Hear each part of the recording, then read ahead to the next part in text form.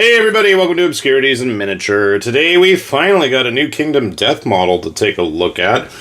It only came out like a month ago. I don't know what the heck the deal was this time around. Sometimes I get them shipped really quickly, and sometimes, like in this case when I order just a single model from the main warehouse, it takes almost a month. But regardless, we're going to take a look at the latest of the Indomitable Survivors Dashing Reaper Paleun.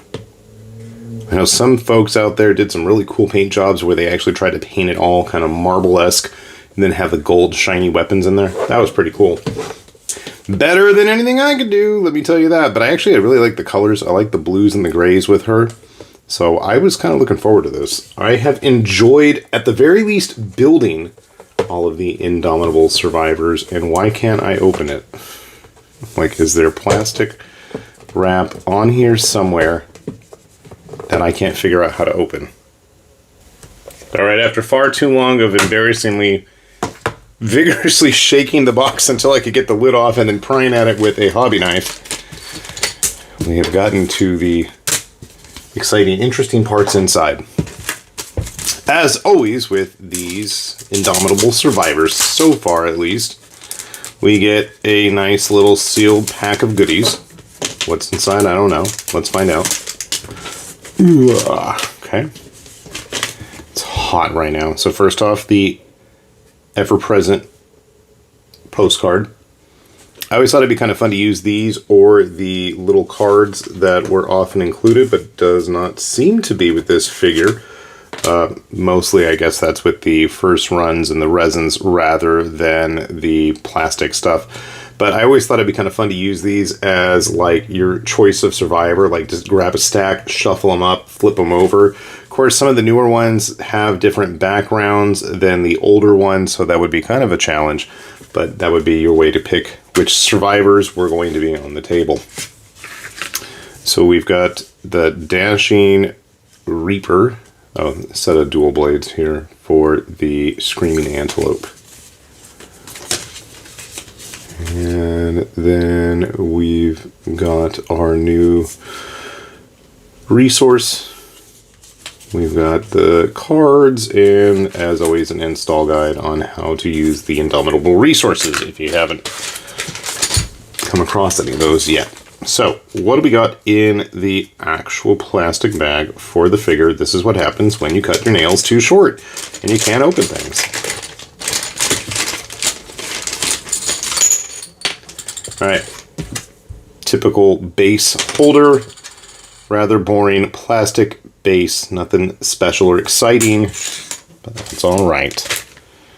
And then we have the model itself. Now, be aware we got a few little thin parts here, predominantly with the little straps that are going to be hanging everywhere on Paleun. The bones are fun there. Legs. Those are rather large blades. You know what's a kind of a shame is that even though we have these figures, I always wish, and we saw this a little bit with some of the earlier releases before they became kind of Indomitable Survivors, some of the earlier models actually would have an extra version of the weapon that they would come with a card for to be used with, you know, whatever your modular survivors you were building, but I feel like we've kind of moved away from that, which has its advantages and disadvantages. I get the point these days is the more narrative models, and that's okay. There we see her face, and she looks none too pleased, but then again, dealing with half the stuff that exists in the Kingdom Death world, I do not blame her. I am going to give this a shot without the help of the internet, and hopefully that's going to work out to my advantage. We'll see how that goes, but hopefully we will see the results soon. If you want to find out how it looks, well, you know the drill. Sit tight.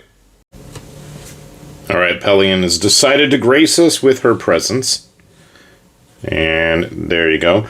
Surprisingly, she is pretty adept at maintaining her balance, which is kind of surprising considering she has, well, 1 foot on the ball of her foot there. Overall, not the most difficult construction.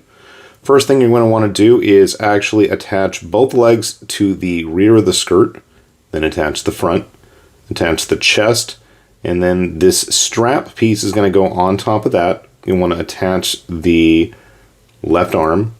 After this, there's 2 little slots that are from the front of the skirt, waist area, and then the chest.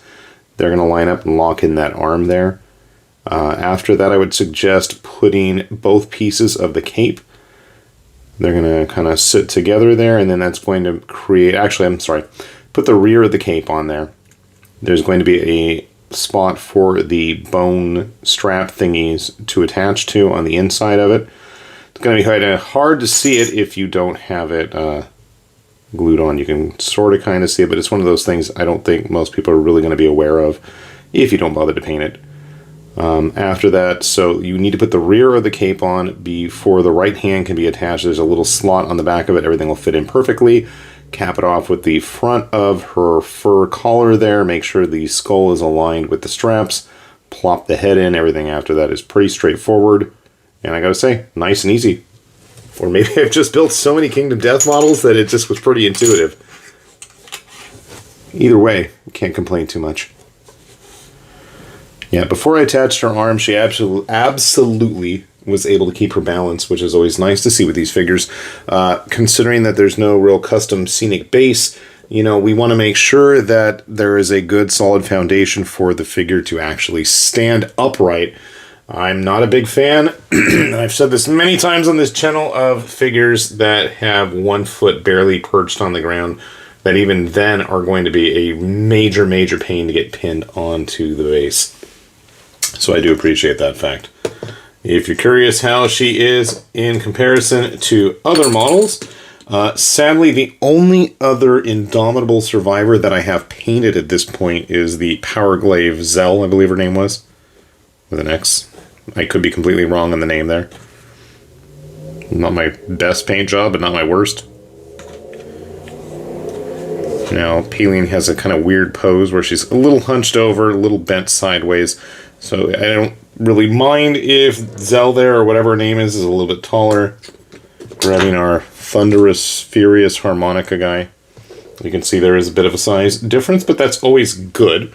That isn't a bad thing. I know people always get all bent out of shape about scales, but considering Kingdom Death is so wonky with scales at this point, I wouldn't even worry about it. And just because I finished up and fixed up that Ambitionism Survivor, gave her a new weapon.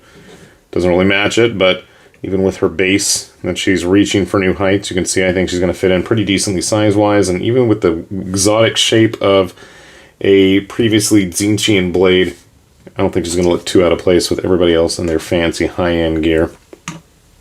Grabbing some non-Kingdom Death models, in case you're curious, because why wouldn't we be?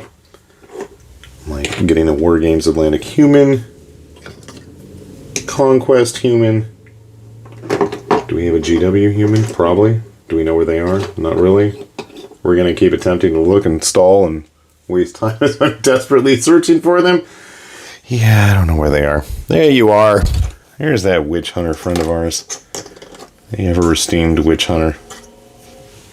So if you're planning on mixing and matching these figures into other games, always be aware that there is a bit of a size difference when it comes to Kingdom Death models.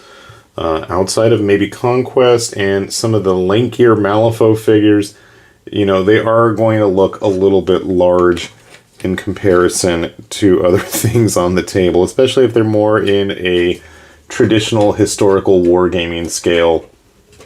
Although, you know, if you're getting into some of the crazier 3D printed stuff, I don't think they're going to look too out of place when they're tangling with something like that. So, things to think about. Honestly, I like the figure. Looking forward to painting her.